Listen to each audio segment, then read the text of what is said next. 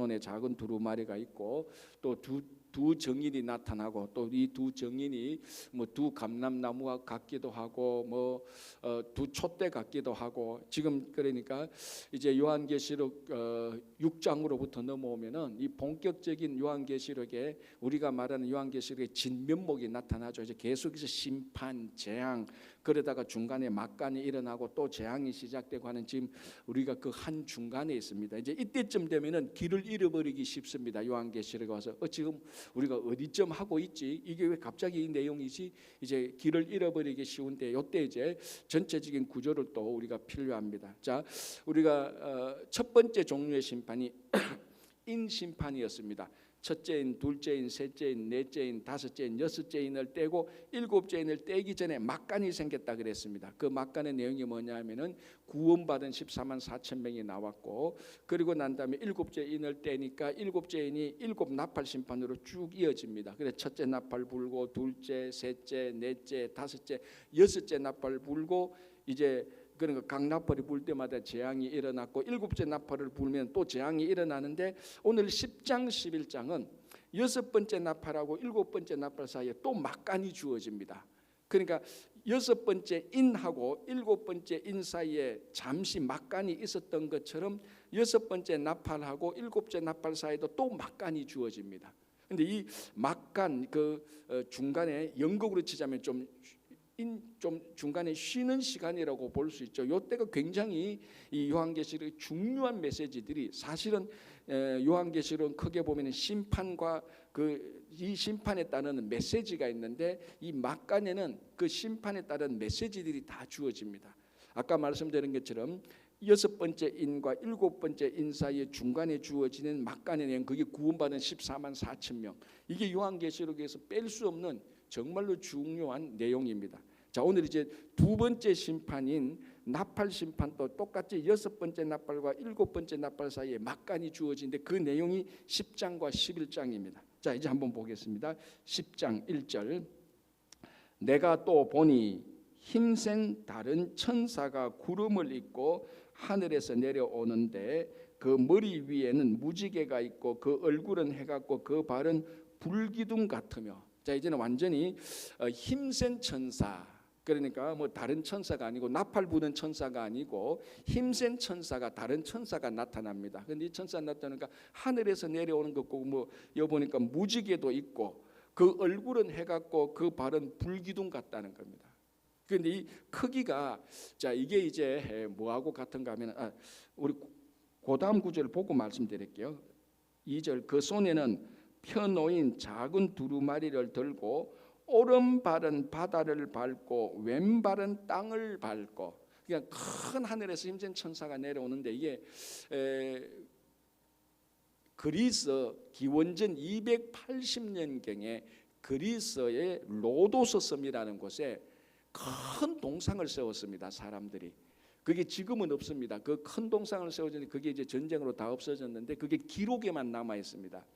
그 그리스 로도스 섬에 큰 이 항구거든요. 이 항구에 큰 동상을 세웠다는 기록인데 그 동상의 크기가 지금의 자유의 여신상하고 좀 비슷하대요. 처음부터 끝까지.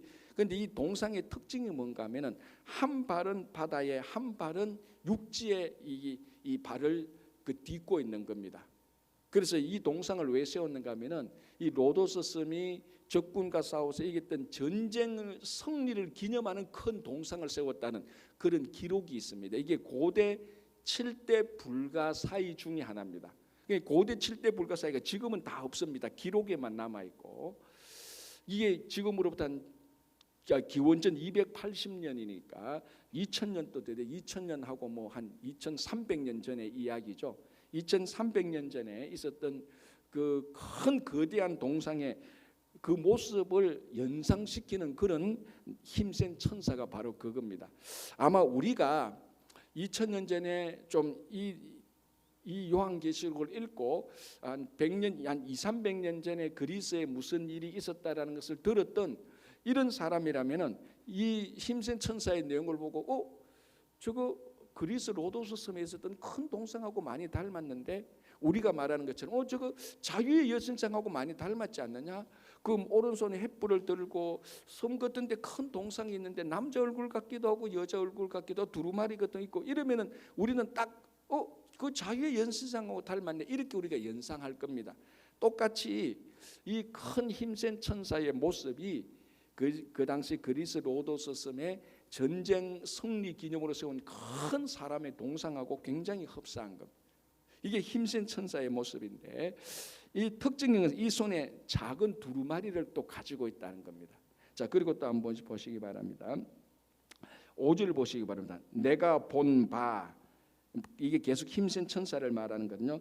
바다와 땅을 밟고서 서 있는 천사가 하늘을 향하여 오른손을 들고, 한 손에는 작은 두루마리를 가지고 한 손에는 오른손을 들고 하늘을 향해서 들고 있는 이런 모습, 이런 이제 환상을 본 겁니다.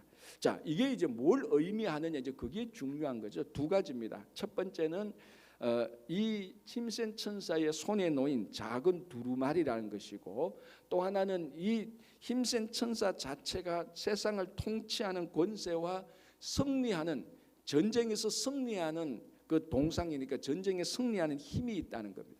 자, 그리고 11절에 가면은 두 정인이 성전을 청량하는 내용이 나옵니다. 자, 전체적으로 보면은 힘센 천사가 나오고 두 정인이 성전을 청량하는 게 나옵니다. 이거에 이 힘센 천사와 두 정인이 크게 의미하는 것은 성도들을 보호하는 의미가 있습니다. 자, 성전 청량, 이제 좀 이따 보겠지만 성전 청량 자체가 이게 이스라엘을 회복하고 이스라엘 백성들을 돌보는 그런 의미가 있는 겁니다. 자, 아까 제가 말씀드린 것처럼 6번째 인을 떼고 7번째 인 사이에 구원받은 14만 4천 명이 나옵니다. 이 구원받은 14만 4천 명은 무엇에 대한 응답이었는가 하면은 6번째 인을 뗐을 때 이게 자연 재앙이 났지 않습니까? 그래서 왕과 신하와 뭐 종과 주인이 다 산에 올라가서 동굴에도 숨고 계곡에도 숨고 바위 틈에도 막 숨었는데도 자연 재앙이 일어나니까 이 사람들이 벌벌 떨면서 무슨 말을 했습니까? 누가 이 재앙에서 구원을 받을 수 있겠냐, 보호를 받을 수 있겠냐, 그렇게 외쳤는데, 그때 요한계시록 바로 그 다음 7장에 나오니까 구원받은 보호받은 14만 4천 명이 나타났습니다.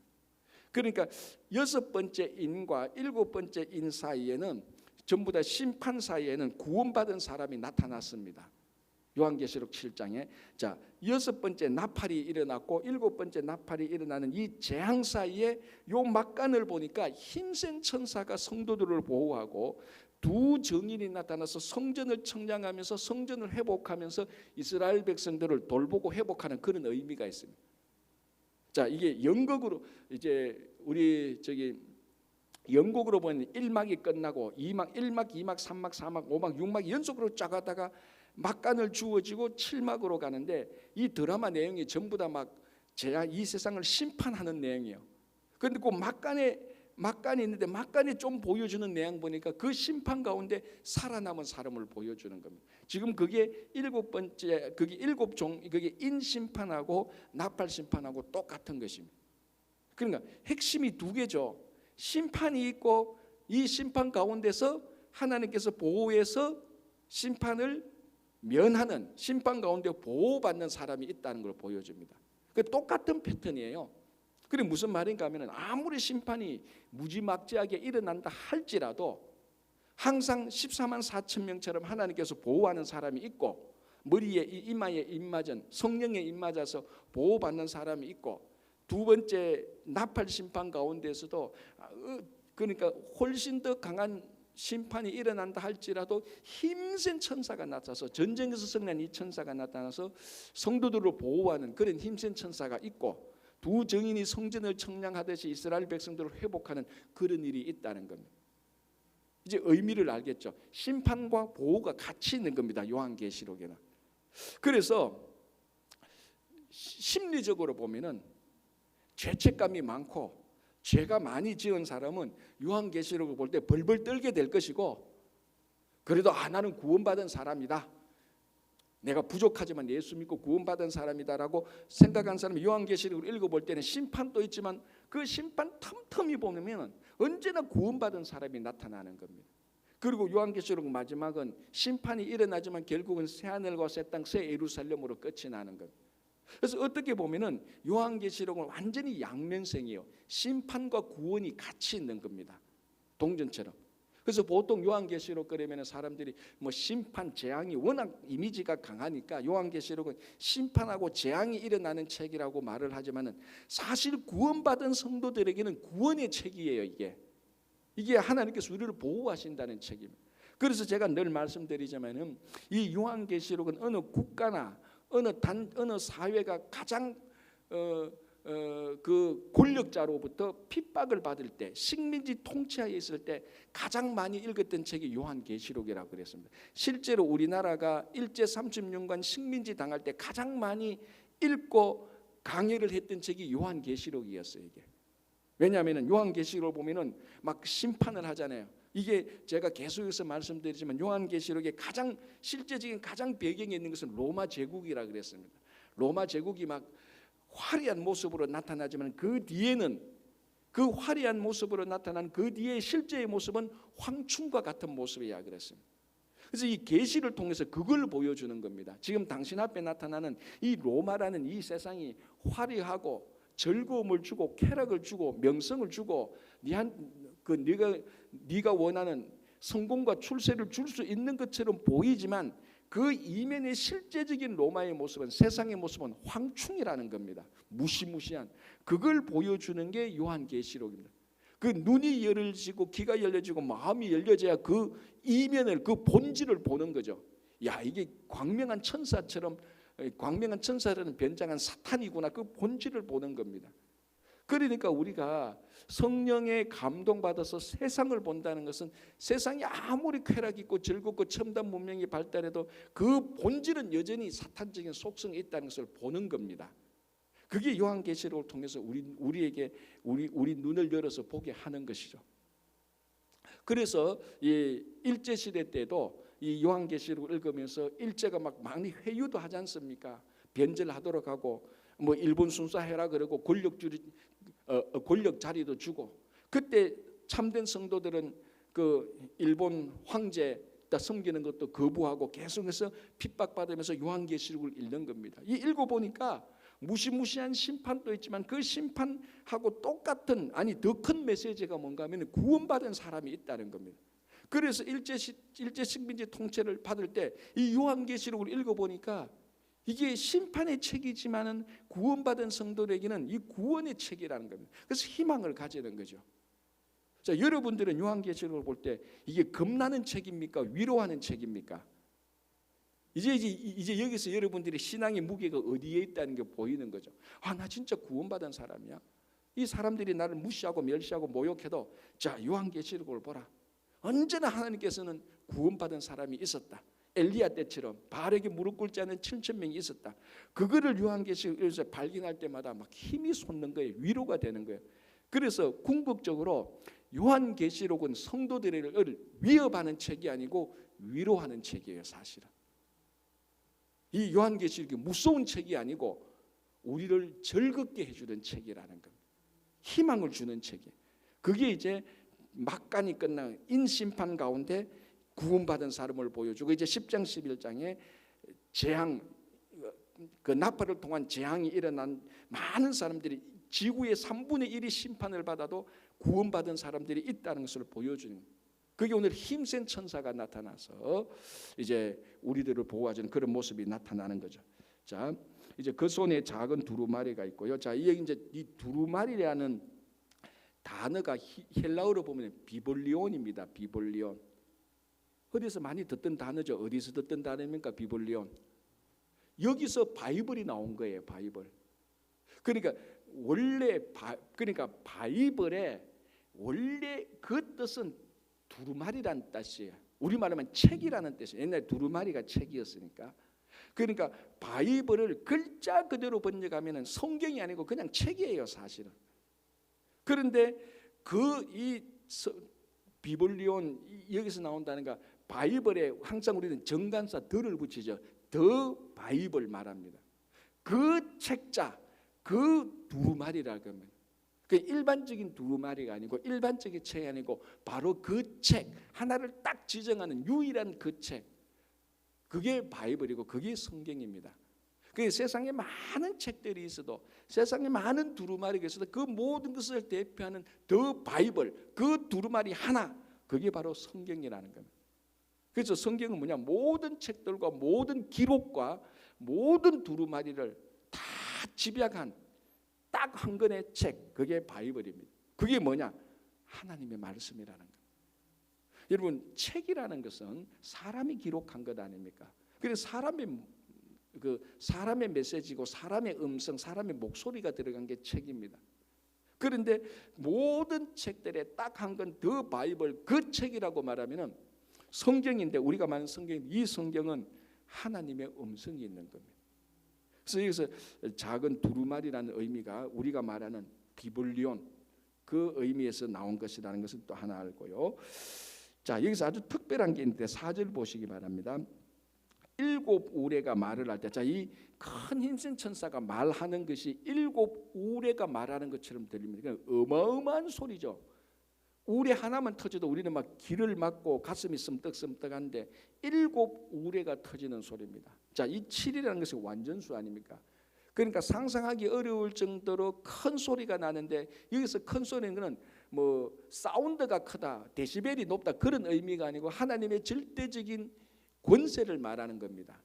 절대적인 권세의 소리로 말하는데, 4절에 7 우레가 말을 할 때 내가 기록하려고 하다가, 자 여기서 내는 누굽니까? 사도 요한이죠. 밤모섬에 있는 사도 요한인데 7 우레가 나면서 막 음성이 드니까 이 사도 요한은 또 그거 기록하려고 해요. 야, 하나님께서 음성을 기록하려고 하는데 아주 특이하게 뭐라고 말합니까? 4절 7 우레가 말을 할 때 내가 기록하려고 하다가 곧 들으니 하늘에서 소리가 나서 말하기를 7 우레가 말한 것을 임봉하고 기록하지 말라. 말한 것을 그냥 딱 닫아놓고 그거 기록해서 사람들에게 보여주지 말라는 겁니다. 아주 특이하죠. 자, 요한계시록은 인심판에서 7 두루마리의 7인인데 인을 다 떼서 두루마리의 내용을 보여준 겁니다. 그런데 이번에는 그걸 기록하지 말고 그냥 묶어 놔라는 겁니다. 보여주지 말라는 겁니다. 아니, 이건 요한계시록이 아니고 계시가 아니고 오히려 닫아버리는 그런 내용이 있는 것입니다. 자, 이게 무슨 내용인지 그건 우리는 알 수 없습니다. 다 알 수 없습니다. 제가 늘 말씀드리지만 여러분, 우리가 성경 내용을 다 알아야 구원받고 성경 내용을 다 알아야 좋은 성도가 되고 성숙한 성도가 된다는 것 절대로 아닙니다. 제가 늘 말씀드리지만 우리가 생선 한 마리를 먹는데 생선 한 마리를 다 먹습니까? 아니죠. 뼈는 안 먹잖아요. 뼈는 다 갉아내잖아요. 그것처럼 성경을 볼 때 어떨 때는 뼈와 같은 것이 있어요. 우리가 먹으면 체하는 것. 그런데 생선에 뼈가 있어야 된단 말이죠. 그래서 성경의 말씀도 뼈와 같은 말씀이 있어요. 이거 알려고 그거 먹다가 얹히고 탈나는 게 있어요. 그래서 우리가 성경을 많이 알면 좋지만 때로는 못 푸는 것도 있어요. 그 앞에서는 겸손히 그 말씀을 임봉한 상태로 있어야 되는 겁니다. 이제 그런 것들을 유혹하는 게 이단들이죠. 너 그 교회에서는 이거 모르지? 우리가 가르쳐 줄게. 그런 것들이 이단이에요. 너 생선 먹는데 뼈 못 먹지? 내가 뼈 먹게 해줄게. 그 가다가 생선 뼈 먹다가 걸리가 다 죽는 거예요. 위장 다 다치는 거예요. 생선 뼈는 안 먹고 그냥 남겨두는 게 제일 현명한 겁니다. 성경에서 요한계시록도 그렇고 창세기도 그렇고 뭐 이런 거 뭐 우리가 다 모르는 게 있어요. 다 모르는 건 모르는 대로 옆에 제쳐놓는 것도 괜찮아요. 아니, 제쳐놔야 돼요. 먹을 수 있는 생선 살코기만 먹어도 충분한 거예요. 우리도 요한계시록 어떤 여기도 보면 임봉하고 기록하지 말라. 이것도 알려고 목숨 걸면 안 돼요. 아, 이거는 그냥 그렇구나. 우리가 다 알지 못하는구나 해도 되는 겁니다. 아주 특별하게 이런 게 나타나죠. 자, 7절 보겠습니다. 7째 천사가 소리내는 날 그의 나팔을 불려고 할 때에 하나님이 그의 종 선지자들에게 전하신 복음과 같이 하나님의 그 비밀이 이루어지리라 하다. 7째 천사가 소리내는 날. 자, 지금의 이 상황이 6째 천사하고 6째 나팔하고 7째 나팔 사이 중간에 있지 않습니까? 7째 나팔은 7째 천사가 나타나는 겁니다. 그러니까 예고편이 나오죠. 7째 천사가 나팔 불면 그것도 반드시 이루어질 것이다. 예고를 하는 겁니다. 자, 8절. 하늘에서 나서 내게 들리던 음성이 또 내게 말하여 이르되 너가 가서 바다와 땅을 밟고 서 있는 천사의 손에 펴놓인 두루마리를 가지라. 자, 아까 이 두루마리가 더 바이블이라 그랬습니다. 이제 이거를 가져라라고 말합니다. 자, 그걸 자 9절. 내가 천사에게 나아가 작은 두루마리를 달라. 그 힘센 천사의 손에 있는 작은 두루마리를 가서 달라고 하면 주시오. 이제 누가? 사도 요한이 그걸 좀 주시오 하니까 힘센 천사가 뭐라고 말합니까? 9절 다시 볼게요. 내가 천사에게 나아가 작은 두루마리를 달라. 이제 천사가 이르되 갖다 먹어버리라. 내 배에는 써나 내 입에는 꿀같이 달리라. 자, 이게 더 바이블 성경이라 그랬습니다. 성경을 달라고 하니까 주면서 이거 너 먹어야 된다라고 먹으라고 말합니다. 자, 말씀을 먹은 선지자가 있었죠. 누구였습니까? 에스겔 3장에 보면은 말씀을 주면서 이 말씀을 먹어라라고 말합니다. 그죠? 자, 말씀을 먹는다는 것은 말씀이 우리 안에 들어와서 그 말씀이 우리들에게 영양분이 되는 겁니다. 이런 말이 있죠. 너는 누구냐 하면 너는 너가 먹는 것이 너다라고 말한 겁니다.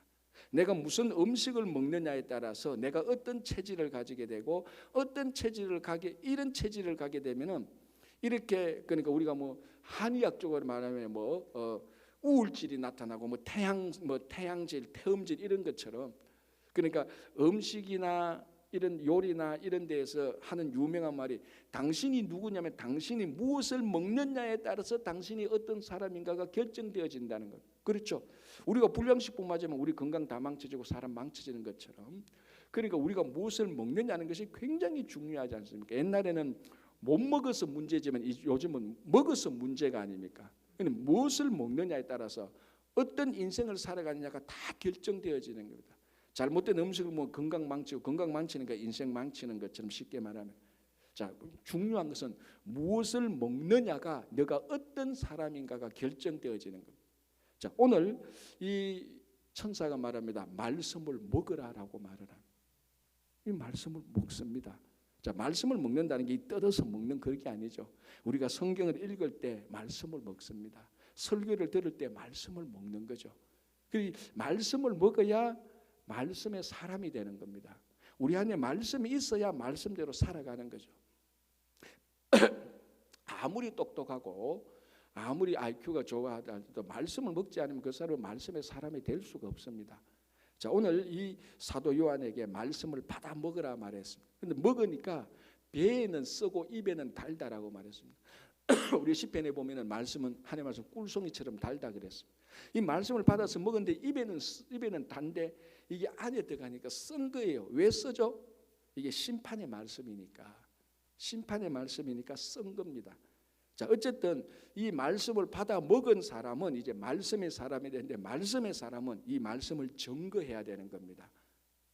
그게 이제 이 사도 요한의 사명인 거죠. 에스겔 선지자에게 말씀을 받아 먹으라라고 네가 먹은 이 말씀을 전해야 된다. 그래서 말씀을 먹은 사람은 말씀의 정언자가 되는 겁니다. 자, 다시 한번 볼게요.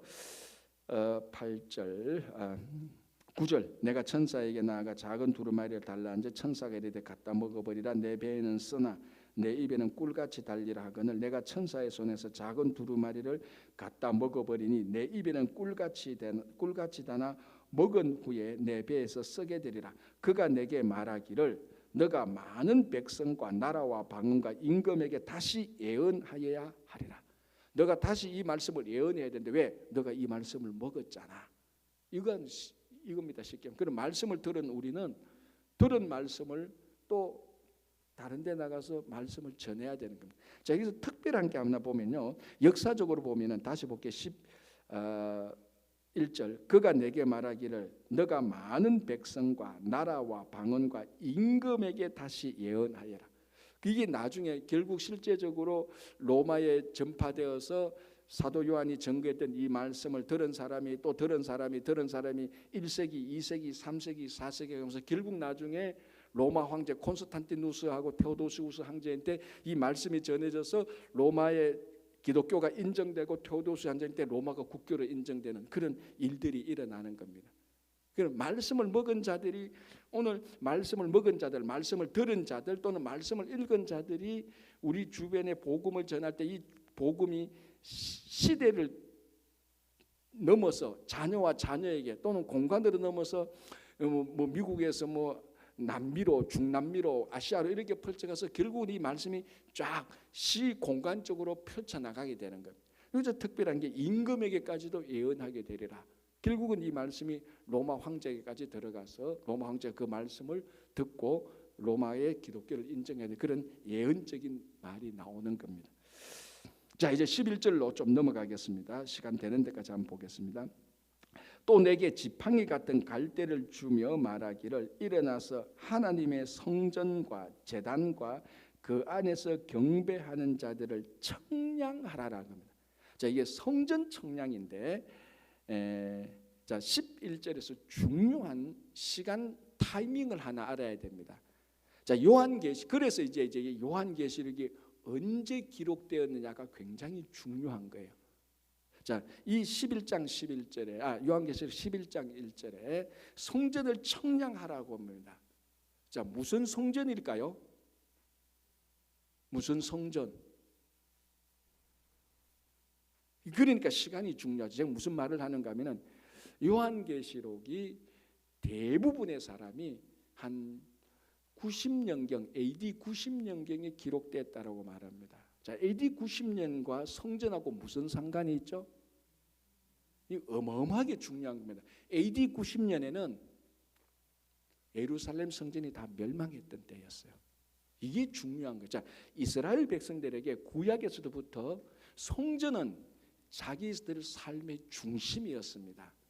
그래서 출애굽 때 성막이 주어지고 결국 다윗 솔로몬을 통해서 솔로몬 때 제1성전이 건축되어지고 그리고 이게 바벨론이 쳐들어와서 BC 587년에 제1 예루살렘 성전이 무너지고 바빌론으로 포로되어 가서 그 포로되어 갔다가 다시 가나안 땅에 돌아와서 제일 먼저 한 것이 성전을 세우지 않습니까? 그때 성전을 세운 사람이 누구죠? 스룹바벨과 여호수아. 스룹바벨은 실제적인 통치자였고 여호수아는 제사장으로 합력하여서 성전을 세우다가 또 중간에 잠시 스탑되는데 또 스탑되는데 또 말라기 학교 와서 또 성전을 세우면서 다시 성전에서 제2성전이 건축되지 않습니까? 그 제2성전은 예루살렘 성전보다 규모가 적어가지고 좀 볼품이 없었다 그런 내용이 나옵니다. 자, 이 제2성전이 쭉 있다가 헤롯 대왕이 이 성전을 굉장히 이노베이션 확장을 합니다. 성전을 아름답게. 근데 이렇게 확장했는데 이 성전이 70년경에 로마가 와서 다 무너뜨립니다. 자, 그런데 11장 1절에 성전을 청량하라는 겁니다. 무슨 성전? 성전 지금 다 무너졌는데. 자, 에스겔서를 보면은 에스겔서가 몇 장까지 있죠? 48장까지 있습니다.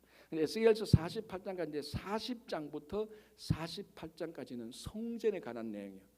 그리고 그 성전에 관한 치수가 다 나와요. 자, 에스겔 선지자는 우리가 작년에 구약 특급 간통할 때 에스겔 선지자 뭐 이렇게 나오는데 에스겔 선지자는 어디서 활동한 선지자죠? 바벨론에서 활동했던 선지자입니다. 그 바벨론에서 활동했던 선지자 가운데 하나님께서 환상을 주어서 성전을 보게 하는 거예요. 예루살렘 성전을. 자, 그런데 에스겔 선지자가 바벨론에 있을 때 예루살렘 성전이 어떤 상황이죠? 다 무너졌잖아요. 다 무너지고 바벨론에 포로 잡힌 에스겔 선지자에게 성전을 보여줍니다. 무슨 성전? 다시 회복될 성전. 그때 하나님께서 에스겔 선지자에게 다시 회복될 성전을 청량하라고 합니다. 그 치수를 다 보여줘요. 지금 그거하고 똑같은 모습이 다시 나타나는 거예요.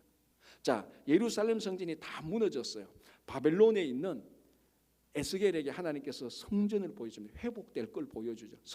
그러니까 성전 청량은 다시 무너진 성전이 무너졌을 때 성전을 청량해서 다시 성전을 세울 걸 보여주는 겁니다. 자, 그거하고 똑같은 패널입니다. 지금 사도 요한에게 다시 성전을 청량하라고 합니다. 왜? 성전 다 무너졌으니까.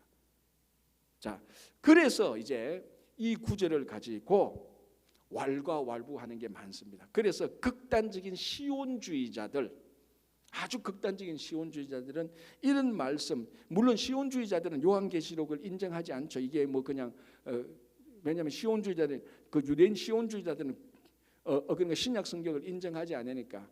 그렇지만 이런 내용들, 이런 분류의 내용들을 이 요한계시록 11장 1절이 아니고 이런 내용들을 가지고 극단적인 시온주의자들은 지금도 그 예루살렘에 제3성전을 세우려고 하고 있는 거예요. 이게 이제 여기 이제 제3성전을 세운다면 전 세계 대전이 일어나요. 왜냐하면 거기는 아시다시피 그 예루살렘 성지순례 가신 분은 아시겠지만 그 골고다 언덕인데 거기에 4종교 5종교가 다 모여가 있어요.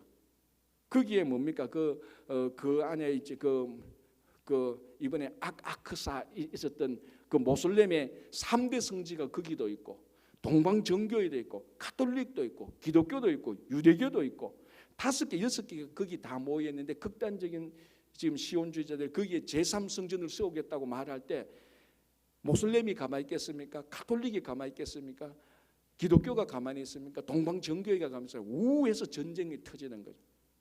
약간 사이드로 약간 빠졌지만은 바로 이 지금 두 정인에게 성전을 청량하라는 것은 다시 무너진 성전을 일으키겠다는 의미인데 이 성전이 물리적으로 지금 예루살렘 성전에서 다시 예루살렘 같은 그 성전을 세우겠다는 그런 의미라기보다는 사도 바울이 말하는 것처럼 진짜 성전은 뭡니까? 성도 한 사람 한 사람이 성전이에요. 한 사람 한 사람. 그래서 우리는 여기서 물리적인 예루살렘을 건축해야 되니까 그런 뭐 타임라인을 정해가지고 언제 제3성전에 그런 어떤 세상적인 물리적인 예언으로 이해하는 게 아니고 이 안에 담겨진 원래 본질적인 의미, 하나님께서 다시 성전을 청량해서 다시 성전을 일으킨다고 말할 때 사도 바울이 성령 가운데서 진짜 깊이 깨달은 것은 이 시대의 진짜 교회가 뭐냐, 진짜 성전이 뭐냐, 성령 받은 성도 한 사람 한 사람이 교회고 성전이라고 말을 했을 때 우리는 그 말씀을 생각할 때 이 성전을 청량하는 것은 다시 우리들을 회복시켜주는 영적 이스라엘, 지금의 이스라엘, 예루살렘인 이스라엘, 영적 이스라엘 교회와 성도들을 다시 세워주는 그런 의미로 우리는 보는 것이 제일 정확한 겁니다. 그래야 아까 말한 10장 11장의 나팔 재앙 가운데서도 하나님께서 다시 성도들을 세워주는, 그래서 요한계시록을 볼 때 우리가 무너지고 깨어졌지만은 그 심판 가운데서 하나님께서는 다시 일으켜주는, 성전을 세우듯이 우리를 다시 세우시는 이 엄청난 위로와 격려와 다시 희망을 주는 이 내용을 우리들이 발견할 수 있는 것입니다. 그래서 어떤 재앙이 일어나도, 나팔 재앙이 대집이 일어나도 이 땅에서 하나님께서는 다시 일으켜 세우시는 성도들이 있다는 것입니다. 그게 요한계시록이 주는 큰 위로죠. 우리가 어떤 환난 가운데서도 하나님께서는 반드시 우리들을 붙잡아서 다시 세워주는, 왜? 우리 한 사람 한 사람이 성령이 임하는 성전이니까. 그래서 오늘도 여러분들이 이 걸어다니는 성전이 되시기를 간절히 바랍니다. 오늘 여기까지만 보겠습니다. 기도하겠습니다.